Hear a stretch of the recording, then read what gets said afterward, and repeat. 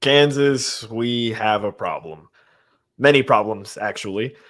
Kansas loses against Houston in Allen Fieldhouse in unbelievable fashion, truly, in double overtime, 92-86. Let's talk about it. Thanks for listening to KC Sports Network, proudly presented by Emprise Bank. If you're thinking about starting a business or know someone who is, check out Emprise Bank's SBA loans. It's always good to know your options, and they can be your partner in possible.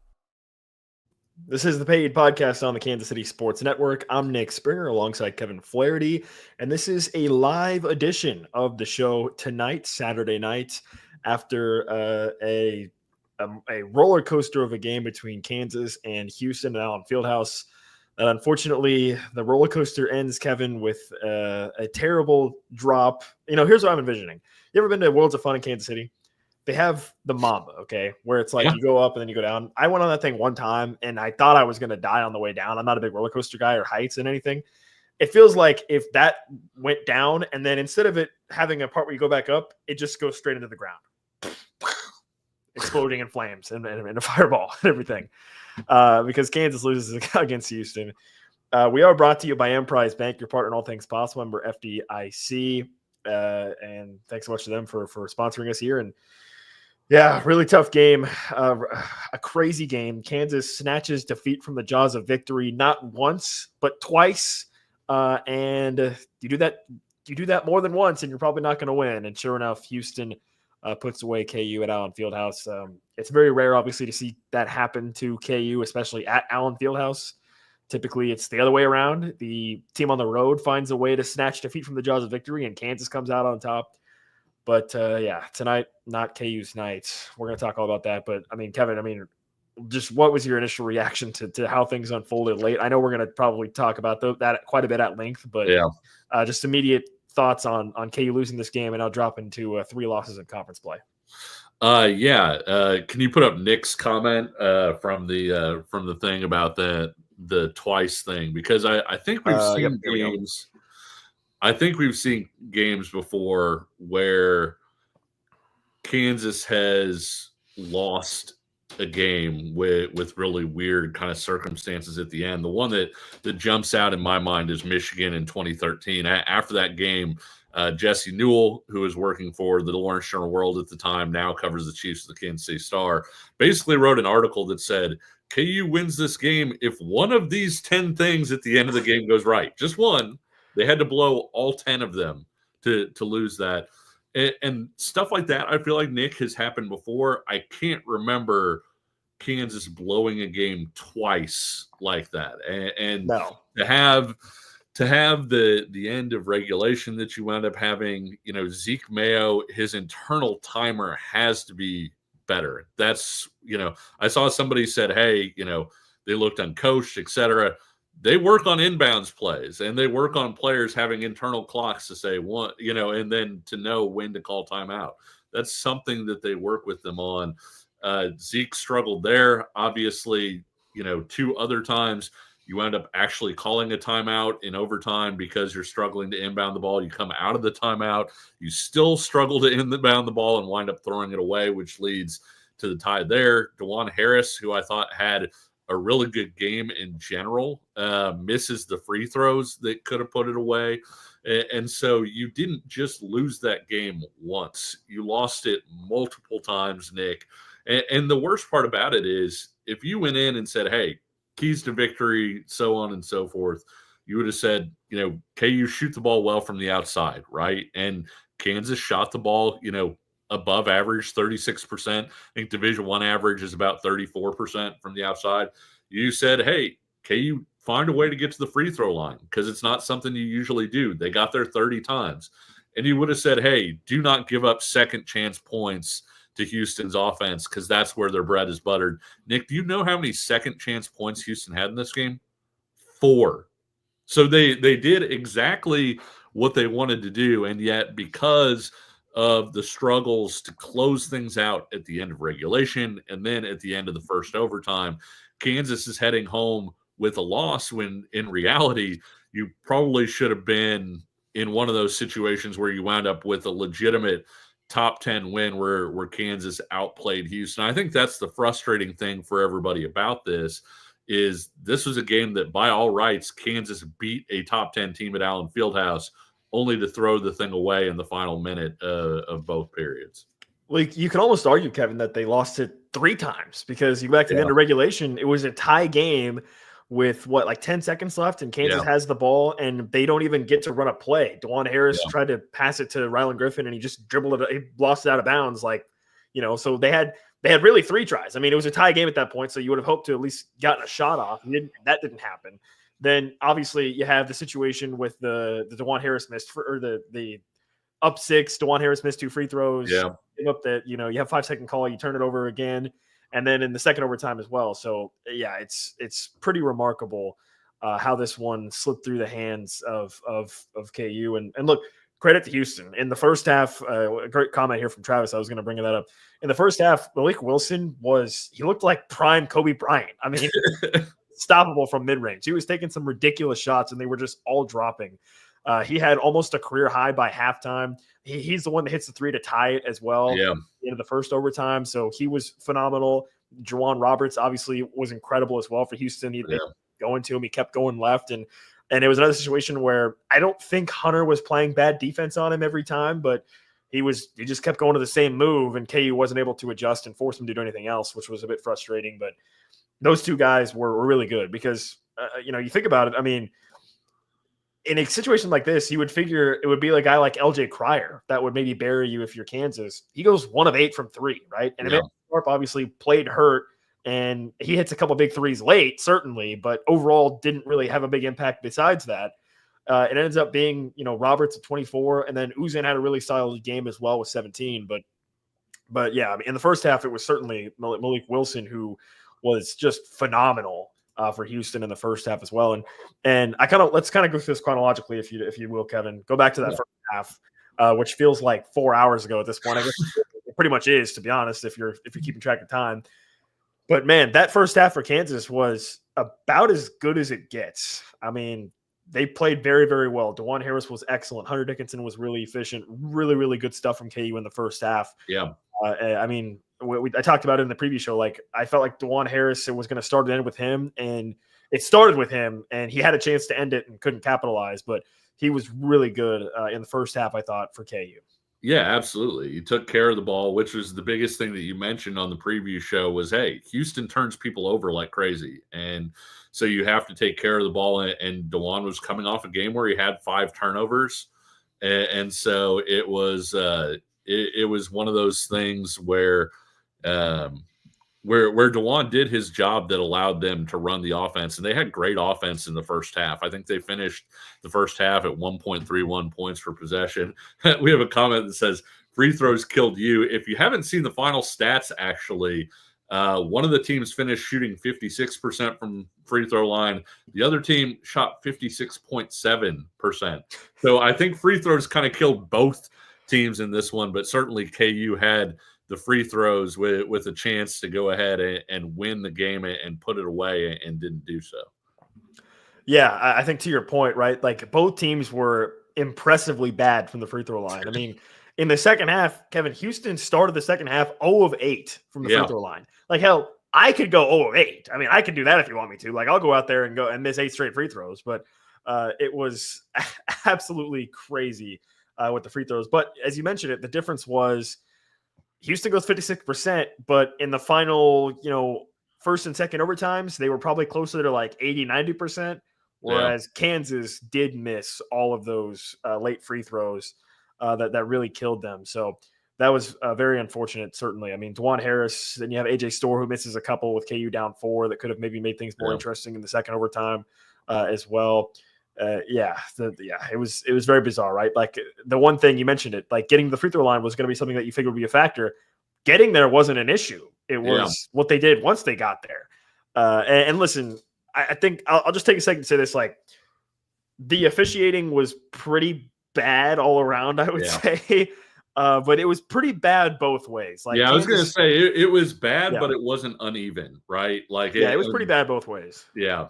And so I don't think that the officiating wound up, being something that you would circle either way, really, I to agree. say, hey, this helped this team or the other team. I do want to say, Nick, kind of going chronologically and getting into the second half, Kansas had been so crisp on offense in the first half. And you say, it feels like something announcers could say every single game, but you always say the first 4 minutes of the second half will tell the tale, how you come at it and respond from that. Is Kansas able to build off of that lead from the first half? And spoiler alert, they absolutely were not. They went into one of sort of their patented offensive lulls, weren't really getting good shots, weren't really executing. And next thing you know, you've played really well, and yet Houston has a lead.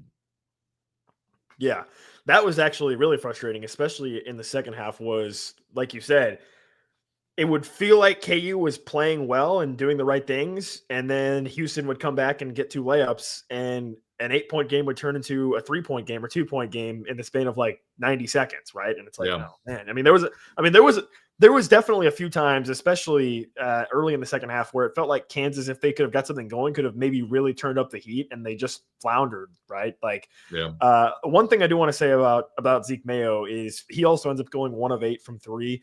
But what I loved about Zeke Mayo, Kevin, is that even though he was struggling from the 3-point line, he still found other ways to be effective and ended up driving inside and scoring quite a bit for KU. So I did like that from him, because he wasn't hitting from 3, especially early in the second half. He was taking a lot of shots early in the second half that weren't falling for him. So, but I do love that he was able to find ways to get aggressive and still make something out of being on the floor.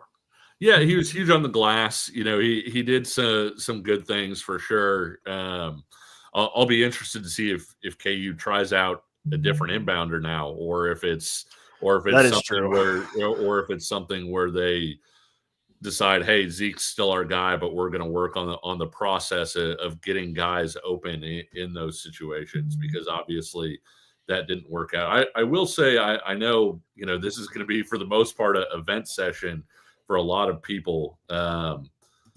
You have to put Houston away. And this is so much credit, I think, to Houston. And everybody's going to look at this and say Kansas blew the game. And yeah, I mean, that's absolutely a takeaway.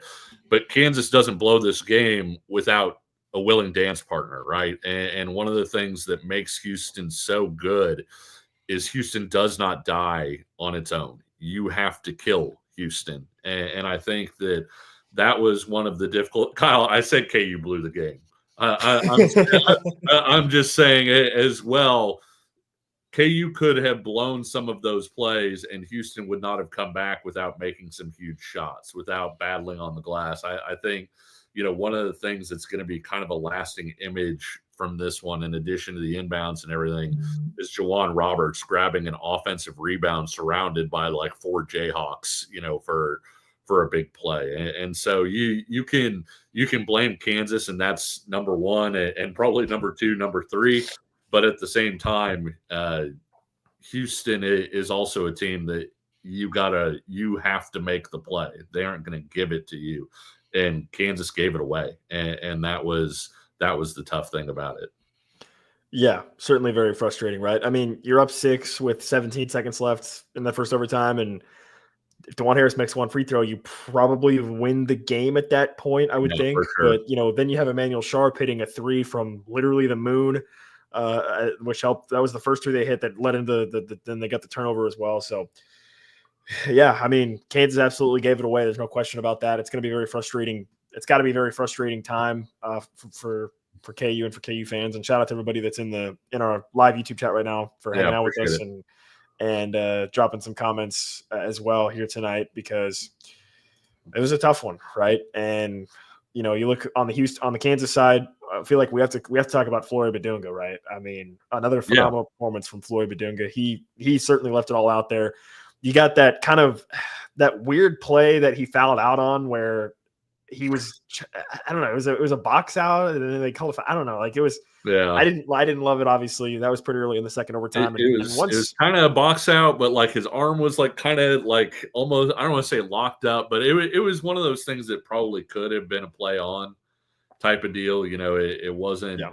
I'm not sure he got a whole lot of advantage there, but also it's the sort of thing that as Flory plays more, he'll probably understand you don't want to do that. I will say Hunter Dickinson obviously had some issues at times, including, people are going to bring up that offensive rebound.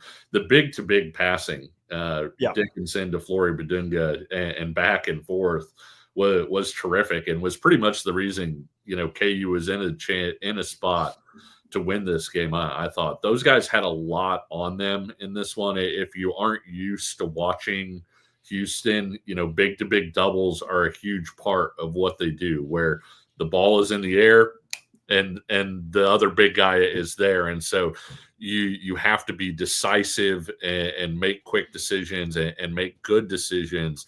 And I thought, Flory and Hunter both did an outstanding job of battling on the glass. Again, Houston winds up with 4 second chance points, and they played 2 overtime periods and got a total of 4 second chance points. And so I do think that that was one positive. But again, I get why everybody's so upset, right? Because you're sitting here, you're 100% sitting here watching your TV, and you're like, this is a great win. This is all right. We're back. And it happened not once, Nick, where you just kind of got your chair pulled out from under you, but to happen twice in the same game was really frustrating. Yeah, I mean, look, Kansas, you mentioned it. They did a good job with second chance points. Kansas turned it over 12 times, which when you consider they played 50 minutes against Houston, that's really good. When you think about, keys to maybe KU trying to win this game. So, yeah, they did a lot of things right. Just absolutely could not close it out, truly. And it's worth venting about, right? Like it's really upsetting, and I kind of want to get into what Nick is the comment here is like, I don't know if that's true. He's saying basically, is this who this team is? I don't know. Maybe. I mean, if this is how KU, let's say that game that we just witnessed was an Elite Eight game against Houston, and KU goes out like that. Sure, yes, but I don't know. I mean, keep in mind in 22, and I'm not saying this team's going to win a title, but in 22, like KU got absolutely railroaded by Kentucky at Allen Fieldhouse a little bit later than this. I think it was like January 30th, January 31st in 2022. And so we've seen Kansas get just absolutely handled before a little bit later than this and still find a way. It was the 29th, excuse me, where they got just destroyed by a Kentucky team that,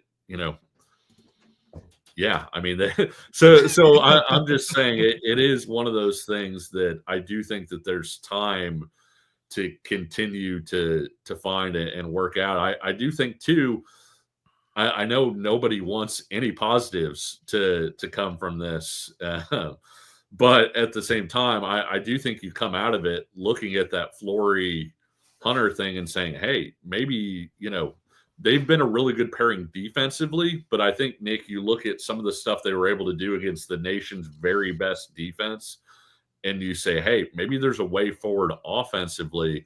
I also think for everybody's issues with KJ Adams, I do think that you do see a jump when he comes in just to give you another body to go in there, where if you do wind up sticking with the Flory to Hunter lineup, I think KJ can be really good as a sixth man or as another guy that can come in and impact games with his defense and energy. And I think a lot of people probably believe that. They just don't want to see KJ in the, offensive fulcrum role where it's like, hey, he has to do more than this or your team is in trouble.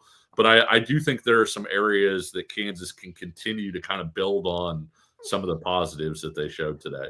I mean, look, Flory fouls out and you're forced to go to AJ Storr as your 4, right? Like with KJ Adams, that would have been KJ Adams in that situation, which I think you would really take at this point. Like AJ Storr, unfortunately, didn't really do much to move the needle in this game for Kansas at all. That's kind. I mean, there are people in the chat saying that I need to get pissed. And are you going to get pissed at AJ Storr? This is not on AJ. Like, this loss is not on AJ Storr. Like, it's not like you look at it, you're like, this is the reason. But 0 points in 18 minutes, having, taking 6 shots, not making any of them, missing all 4 of your free throw attempts, turning the ball over, not playing great defense. Like there has to be something that you bring, Nick. Like, and that's we've talked on the show, for those of you that maybe don't watch on a regular basis, we've talked about how we want Rylan Griffin to play more minutes. And one of the reasons, and I'm sure we'll talk about Rylan's game here in a little bit, but one of the reasons is, hey, when Rylan's not making shots, he still gives you something defensively. You still get there with something. AJ Storr has had a couple really good halves, and I think everybody looks at that and says, that's the AJ Storr that we need. That's where we're at. But Jesus, I mean, you got to give something all the time, Nick. And it's funny because I do think that this KU team has an A game that's pretty good, Nick. What worries me when you're projecting this team into March is not necessarily, hey, can they beat a really good team once? It's when you're playing 6 games against quality competition, where's the consistency? How do you win? And how do you win consistently? And I think that's the thing. That's one of the things you ask about this team. Somebody said in the chat earlier, they're not really losing to the bad teams right now, which is a good thing. But at the same time, in March, you have to beat good teams and beat them back to back to back to back. And I think that's one of the issues with AJ Storr, in addition to some of this other stuff, just looking at, how they started the start of the second half, is, Nick, you need to see this team find a way to be the same freaking team for 40 minutes versus being a really good team for 15 minutes here, for 10 minutes here. They need to find a way to be a good version of themselves more often than they are right now. I mean, look, we mentioned it last show, right? Like, in this game specifically, and even going forward, like looking at, games in the NCAA tournament, like you mentioned, like if you play 35 really good minutes and then you play 5 really bad minutes, those 5 really bad minutes against other good teams are going to lose you the game more often than not, right? And that's, I think, what you're kind of getting at there. For some people that are asking about like leadership for this team, I would just say this. We've been in the room with DeJuan Harris. We've talked to DeJuan Harris a lot. We just talked to him before this game. Like, I think DeJuan Harris internally is a more of a leader than probably he gets credit for, because that's just not his personality. He's not. I don't think he's going to be the type of guy that's going to be outwardly very leadership-y, if that's a word. Which I guess maybe is, if that's what you're looking for, it's probably not going to come from DeJuan. But I still think DeJuan, behind closed doors, probably still takes on, or certainly, is the guy that's willing to say, like, hey, it's on me. Hey, it's on me, whatever. I think if you look at Zeke Mayo, maybe being the Lawrence kid, he can step up. But I understand where people are coming from that angle. I would just say, I think DeJuan Harris behind closed doors probably does more from a leadership standpoint than he gets credit for. Yeah, he's just not the type of personality that's going to be doing it outwardly, which if that's what KU needs, then yes, I'm not 100% sure maybe where it's going to come from now would be part of it. So you mentioned Rylan Griffin. I do want to get into him as well. We're going to take a break real quick, though. I do have to tell you about Home Field Apparel. They're another one of our great sponsors here on the show. Look, win, lose, angry, sad, mad, happy, you can always look good with Home Field Apparel, right? And listen, looking good is half the battle most of the time. If you show up looking nice, then, things are going to go well for you generally. And you can do that at Home Field Apparel. Go to homefieldapparel.com. Use the promo code PAYHEAT24. You can get 15% off your first order over at homefieldapparel.com. We'll be back in just a moment. Looking for tickets for your next event? Tickets for Less is your #1 source. Save big on every purchase when you use promo code KCSN at ticketsforless.com. This is the Paid Podcast on the Kansas City Sports Network, a live edition on this Saturday night after Kansas loses against Houston 92-86 in double overtime. I'm Nick Springer. I'm here with Kevin Flaherty. Once again, huge shout out and thank you so much to everybody that's joined us on our live show here tonight on our YouTube channel. Everyone that's dropping comments, thanks so much to you guys for hanging out with us. Even if you're upset, I get it. We still appreciate everybody's comments on the YouTube channel here tonight. Thanks so much for you guys. And if you haven't already, be sure to subscribe to our YouTube channel at Kansas Jayhawks KCSN. You can join us for more live shows, which we will be continuing to do throughout the rest of the season and into the NCAA tournament and so on and so forth. And you'll get more content over on our YouTube channel as well. So be sure to subscribe. If you're listening after the fact on audio platforms, you can also subscribe there and leave us a 5-star rating and review. And let us know, share your thoughts there, and help spread the word about our show.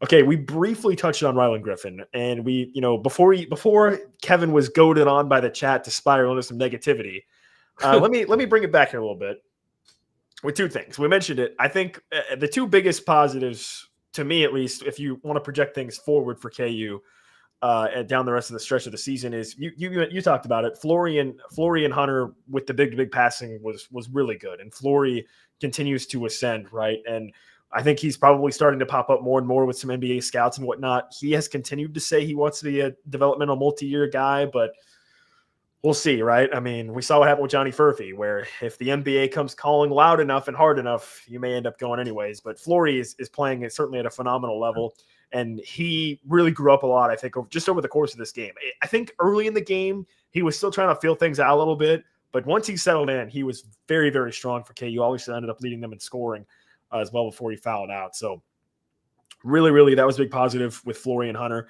And then the second big positive has got to be Rylan Griffin, right? Yeah, I mean, he steps in and hits some absolutely clutch shots, ends up going 5 of 6 from 3, 17 points, 7 rebounds. He was really, really good. And I tweeted this actually during the game, Kevin, is I don't know that Rylan does what he did tonight 6 weeks ago or a month ago. Like, his progress in terms of what he's been able to do to get integrated more into the team and find himself has been really impressive. And I think it really showed tonight, which is great. So if he continues to ascend and continues to be that type of guy that seemingly feels like he could be sort of your third scorer or your third guy that can hit a clutch shot if you need to, that's huge, right? That's huge because, people are saying in the chat, I don't want to say the AJ Store project is over, but it's not looking good for him. There's time. I mean, I was obviously pretty rough in the first segment on him. But I think it's interesting because a lot of people get down on Bill Self when talking about, hey, transfer's not working right, et cetera, and so forth. But all of a sudden you start to look at it, Nick, Zeke Mayo's starting, right? And it is one of the most important guys on the team. Shaq Moore, the second he got healthy, has joined the lineup and it is playing a whole bunch. And we're starting to see Rylan Griffin kind of go through the process where he's starting to play more and find more success. So it's not necessarily that, hey, the transfers, aren't finding a way. It's that AJ Store isn't really finding a way to break in. And there is a little bit of time, but at the same time, I do think that to Will's point, he's running out of time in terms of KJ Adams. One of the things that somebody said today was that I'm sorry, I can't remember who was it. Thamel that put it out that KJ could return for the Baylor game here a week from now, and so yeah. You're kind of running out of options where you have a direct line to playing time, and so right now you can have a bad half. And they kind of need you to come back out on the court. When KJ's back, those opportunities, I don't want to say they've dried up, but they're fewer. And so he kind of needs to kick things into gear a little bit. Can you post Kyle's comment real quick on KU being a football school?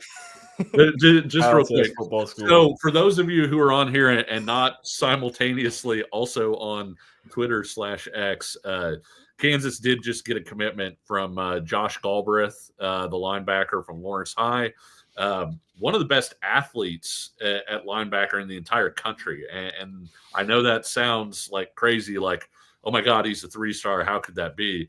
You watch him play basketball. He plays above the rim in basketball. He's a guy that legitimately clocks like sub 4.5 in the 40 when he goes out and runs a 40-yard dash. Can really jump and run and all of those things. So Kansas's efforts in state in that 2026 class continue to come on. But also back to the basketball game. I do think Rylan Griffin's play was really encouraging. And one of the things that I'm interested to see is I think we found out that Bill Self really likes, and I think all of us like the Flory Hunter pairing in terms of having, Flory play the four. They found a way to make it work, even without the, having a four who stretches the floor. KJ comes back. You're going to have another guy there, and then you're going to wind up having a spot where do you try and maybe get Rylan Griffin some minutes as a really undersized four and more of a guard-heavy lineup? I think Rylan Griffin's starting to make a case that, hey, whatever your lineup, I deserve to have more time and play more often. To Al's point, yes, real quick on football, KU does have, I think, 5 of the top 10, top 11 right around there in the state of Kansas. They've got 5 in-state guys right now. They've got 6 total commitments. 1 is from out of state. And so it's going to continue. I was at Nate Sims's announcement this week, and I can tell you people are very confident that there are another few targets in state in this class that I think Kansas is going to close with, and possibly even sooner rather than later. Yeah, real quick on Galbraith. I believe he has been dealing with an injury, so he hasn't been playing during basketball season that much. But yeah, to your point, he is an explosive basketball player, plays above the rim, which really demonstrates his athleticism. And I think you have every reason to be excited about him joining KU's class, which is very, very exciting, certainly. But yeah, let's keep it rolling here on this game for KU basketball, and kind of zoom out. Kansas drops to 5-3 in conference play. We've had some comments on our social media that this is the worst people have felt after a regular season loss ever. How do you walk them back from the edge, Kevin? How do you walk people back from the edge after this one? Well, like I said earlier, Kansas has been worse later. And I know that that's not exactly something where it's like, oh man, like that's a fantastic way to look at it. But Kansas honestly has had times under Bill Self where they haven't been this good, and they have had really bad results later in the year than they have right now, and still managed to turn it around. I'm interested to see, Nick, when KJ comes back, what does that look like? Does KJ plug right back into the starting lineup?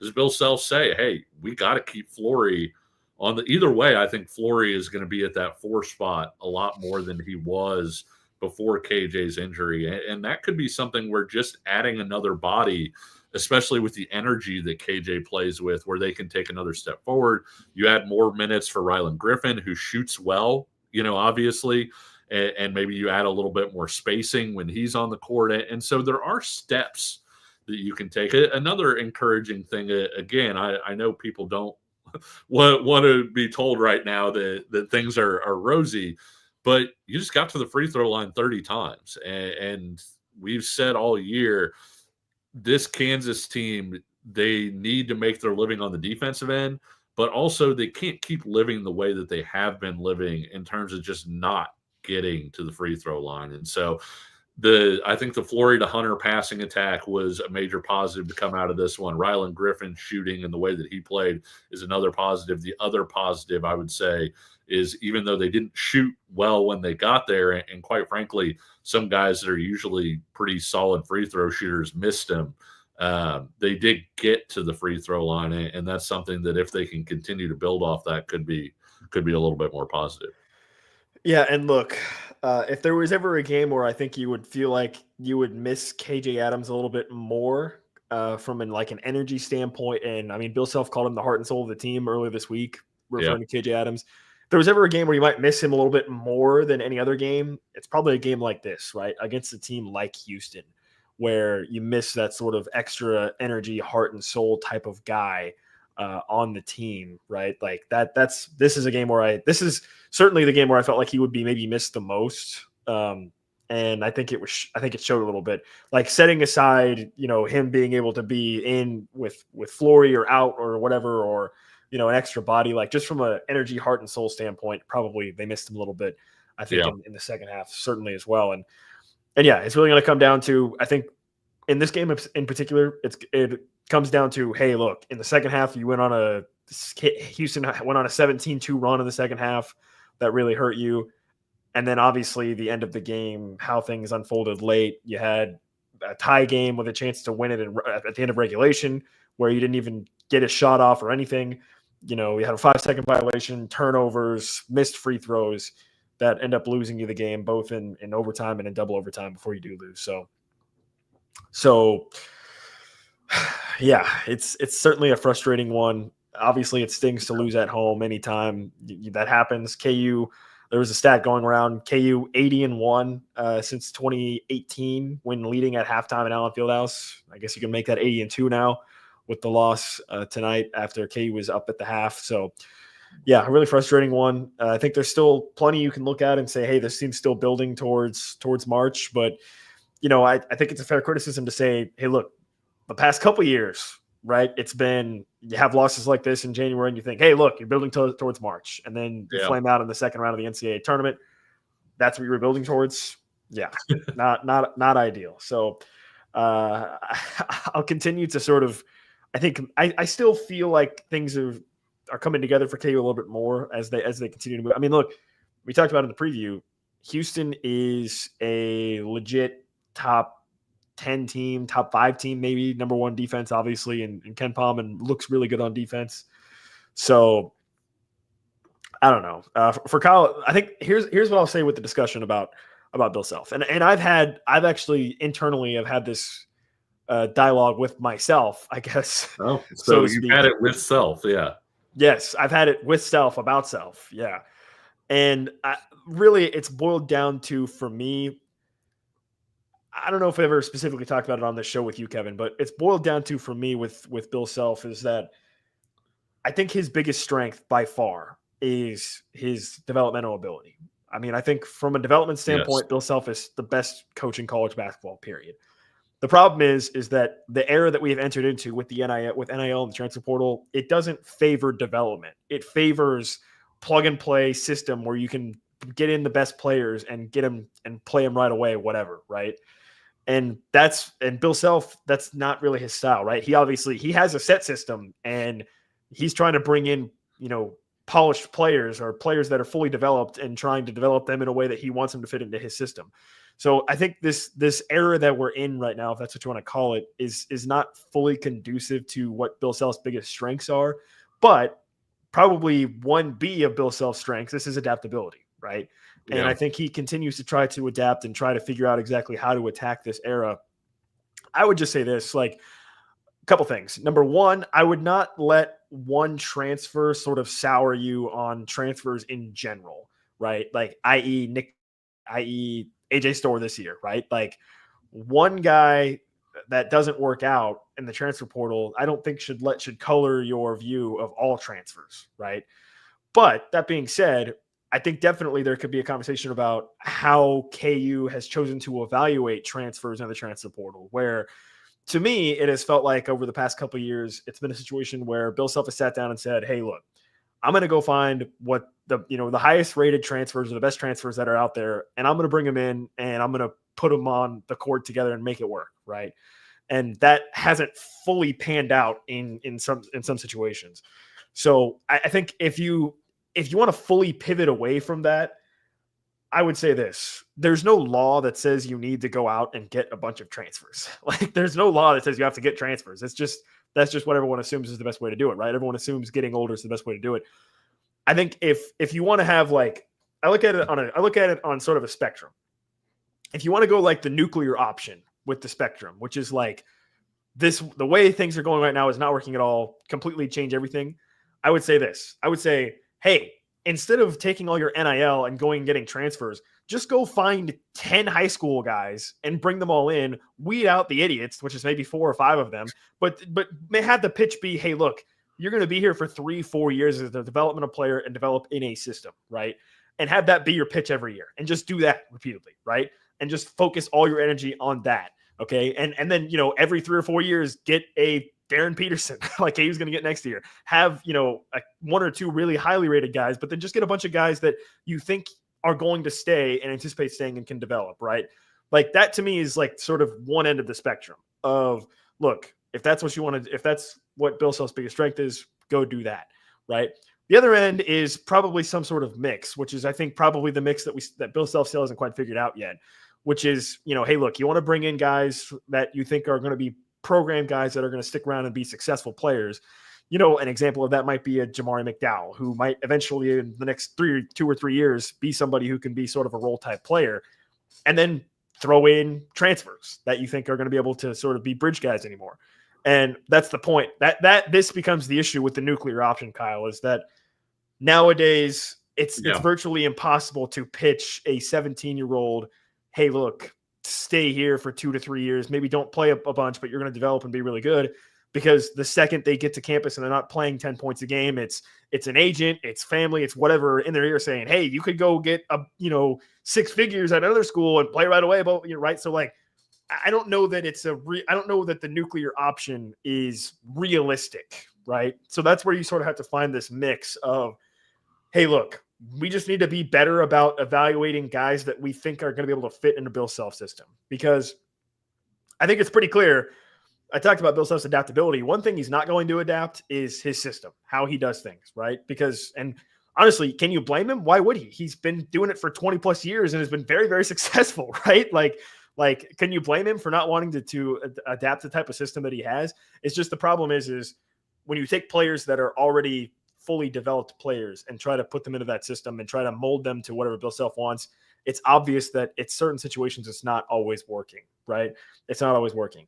But on the flip side, like Rylan Griffin, if he continues to play at this level that we've seen tonight over the course of the rest of the season, you would say he was a success, right? Even though he didn't really play that much and wasn't very effective for the first 2 months of the season almost, you would call him a success. Okay.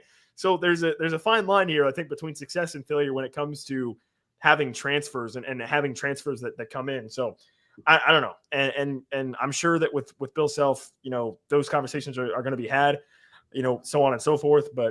But to me, like, Bill Self's best teams in the past have been cores of 2-3 guys that have really been around for a long time and been very successful, right? You think about, obviously, the teams basically 2016, all those teams had guys that were multi-year guys because that was just the standard of college athletics. You just had guys that were on your roster for 4 years when they committed to you, right? And then you get into that era where you had, okay, more and more of that. Now you're into this sort of this weird era that, again, I just don't know from a big picture necessarily plays to what we consider Bill Self's biggest strengths to be as a coach.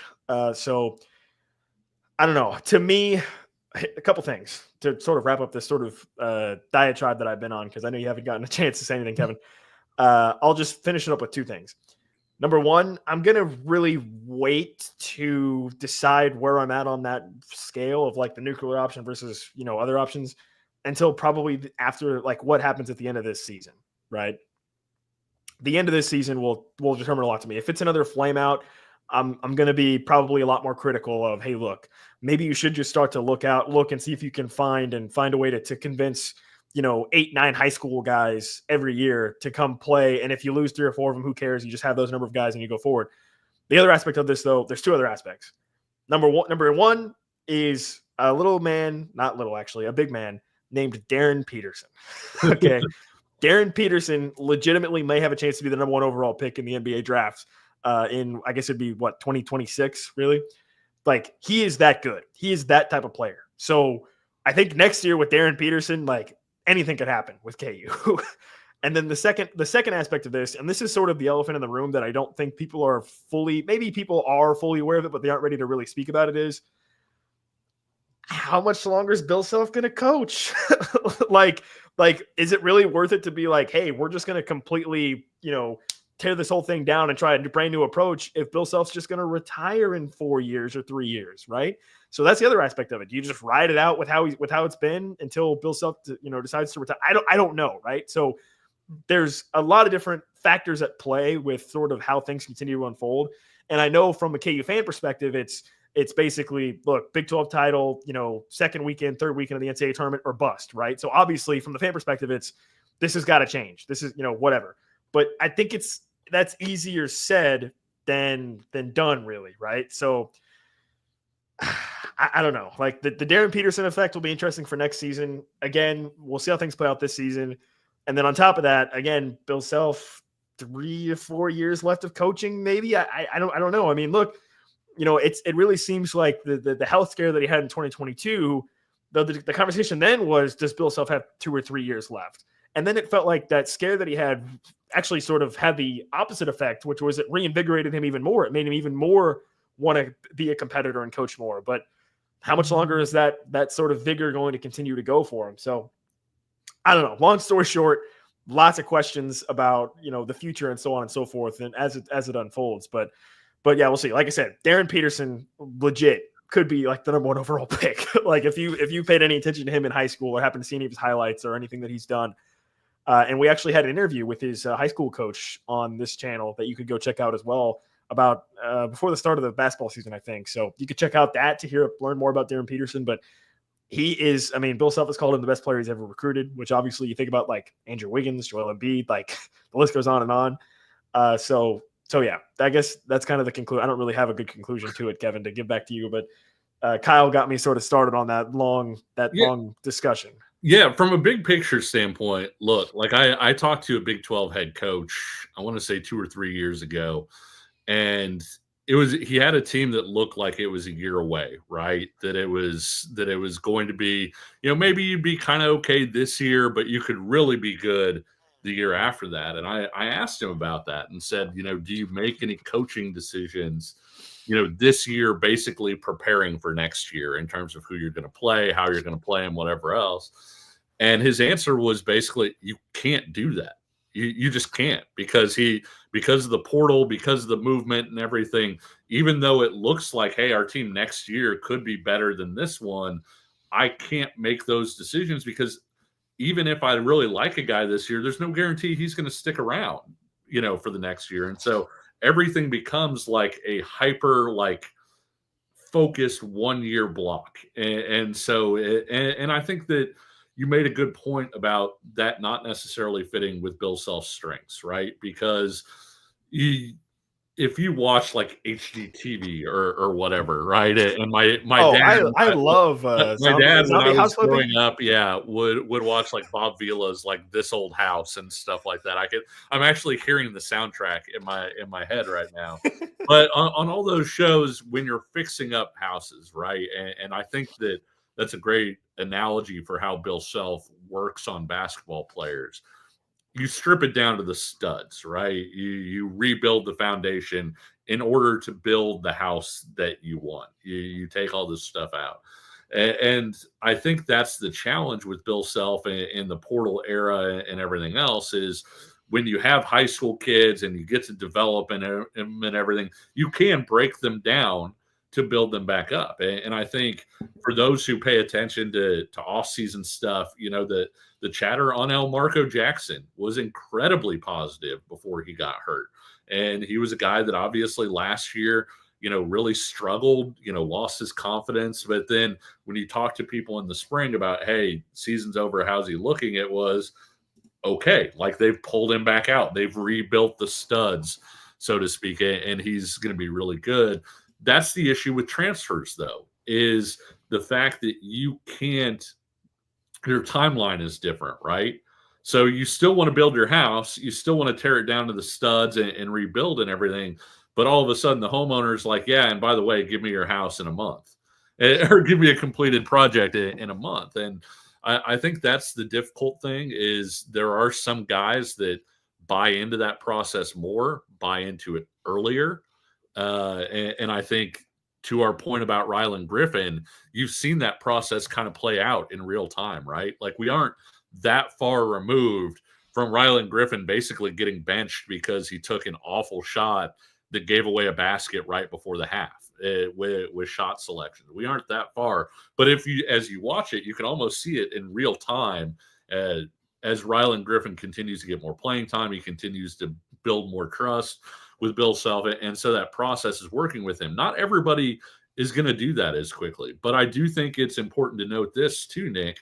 It's been almost 30 years since a team has won a national title without returning at least 3 guys who started multiple games the previous season. And so even with looking at the transfer portal era and, hey, we'll just go out and get a bunch of good players, continuity is really key. And I think big picture standpoint, even going into next year's standpoint, if you wind up passing that rule where you get a 5th year of eligibility, where you could have like a Zeke Mayo come back, things like that. Don't be surprised if continuity is a big part of all of that. But looking at this game, like I said, I know everybody, it's all negative because you lost, but the truth is you put yourself into a position twice to beat a team that's probably a top 5 team in college basketball right now. And that's not saying that as a moral victory. That's just saying it's not like you just went and lost to the worst team in the Big 12 because you blew a game. It's a little bit different. I do think, Houston's a team that's really, really tough, and Kansas, outplayed Houston with the exception of the final, 30 seconds of regulation. Then the first overtime and the second overtime, once Flory went out, I think, did you tweet out the vibes are not good? Yeah, the vibes were not great at that point. Yeah, the vibes were absolutely not great at that point. Juwan Roberts, to your point about developing guys and guys sticking around. Yeah, isn't he in like his I'm ninth year? not sure Juwan Roberts could have scored 24 points playing an hour in an empty gym, not guarded by anybody when he got to Houston. And I think, when you look at how long he's been there, he's continued to develop. And that's just to say, when you look at guys like Marco Jackson down the line, when you look at, I do think, at least at this point now, if Flory keeps playing like he is tonight, it's going to be really tough to convince him to come back. But that's why I do think, there are a lot of positives about Flory coming back and things like that as you continue to build. But no, they've got to figure out how to finish in this one, because they've had a few games where they've been in situations. You look at the Missouri game at the end, you come back, it's a close game. I mean, Mark Mitchell hit a 3 that I'm still not sure how it cleared the rim. I mean, that thing was an absolute line drive. You wind up not making the plays down the stretch. You come back to put yourself into a position against West Virginia. You have a bad foul. And the issue there was the start of the game. But even so, you need one of the next steps, I think, Nick, is going to be Kansas having to kind of put its foot down in close games, and not just winning, but basically finding ways to put it away, where when you're up 6, it's not that you win by 4, it's that you win by 10, because you're continuing to make those plays down the stretch. And that was something that Kansas, quite frankly, was awful at tonight.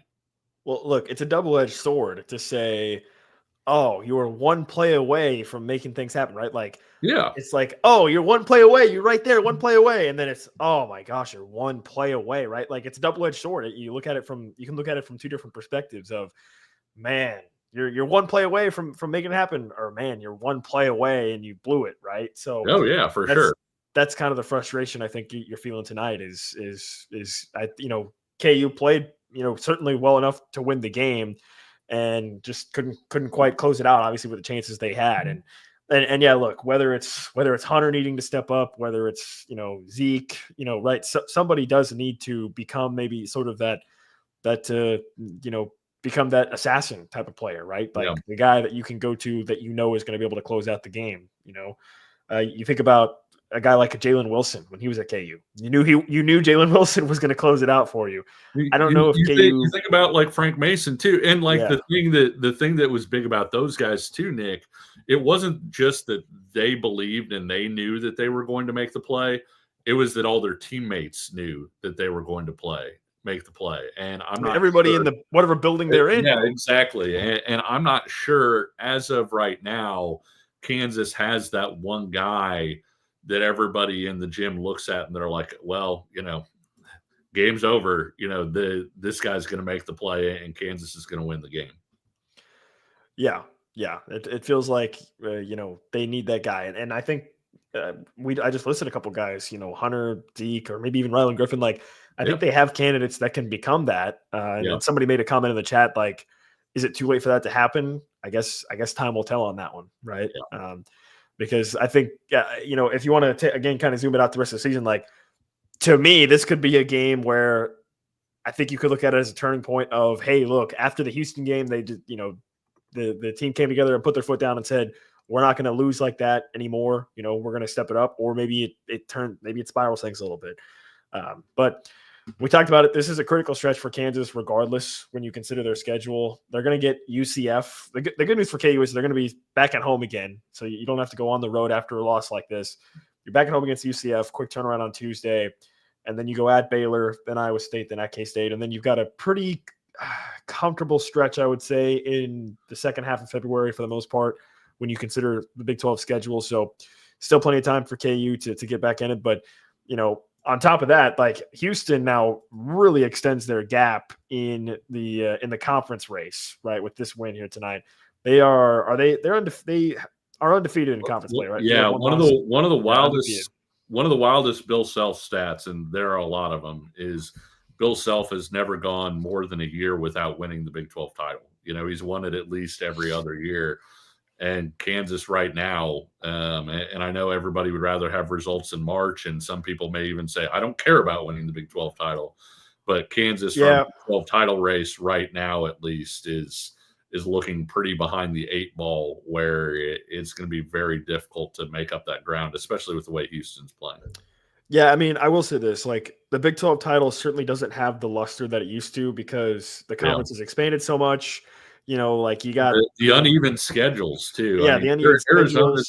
Arizona's having a great year, and I'm not trying to knock Arizona, but you look at like Arizona's conference schedule, like, to this point, versus some of the other teams that are having it, it's very different, and so that's another part too. And look, I mean, honestly, it's not quite the same if you are to go on to win the conference and be like, oh, you won the conference over, Arizona State, Arizona, Houston, versus, oh, you won the conference over Texas, Oklahoma, even like a Missouri, right? Like, I don't know. It's just, it doesn't quite hit the same, I guess, for the most part, so there's just not as much history there between the teams, but certainly the unbalanced schedule. I know the angle you're coming at it from the unbalanced schedule talk is like, hey, look, some teams are going to end up with an easier conference schedule.